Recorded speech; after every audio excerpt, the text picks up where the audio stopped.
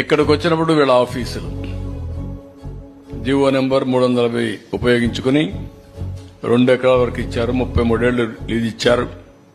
ఇందులో 40.78 ఎకరాలు మొత్తం భూమిని 26 జిల్లాల్లో ఇచ్చారు.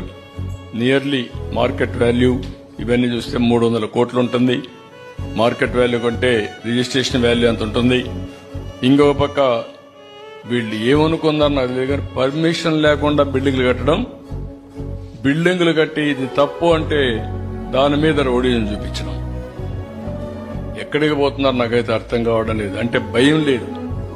గవర్నమెంట్ అంటే చట్టాన్ని చూస్తే ఏమాత్రం కూడా లెక్కలేనితనం, ఇష్టానుసారంగా చేసే పరిస్థితికి వచ్చారు. ఇంకొక పక్క construction in Tadepalli irrigation department చాలా స్పష్టంగా చెప్పారు ఇది ఇవ్వడానికి వీలు లేదు అని చెప్పినా వైలేట్ చేసి ఇచ్చే పరిస్థితికి వచ్చారు. నెక్స్ట్ ఇంకొక పక్కన మీరు చూస్తే ఇది దగ్గర 8,086 ఎకరాలు 8,086 మందికి 13,081 ఎకరాలు భూమి ఇచ్చే పరిస్థితికి వచ్చారు.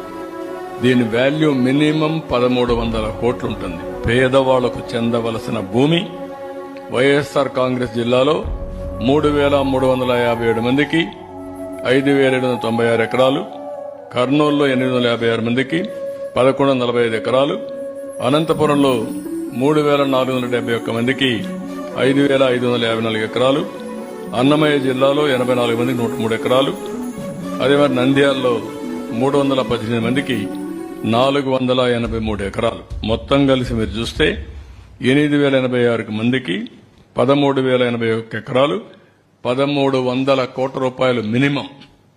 దానికంటే ఎక్కువ వాల్యుయేషన్ ఉంటుంది. అంత భూమి దారాదత్తం చేసే పరిస్థితికి వచ్చారు.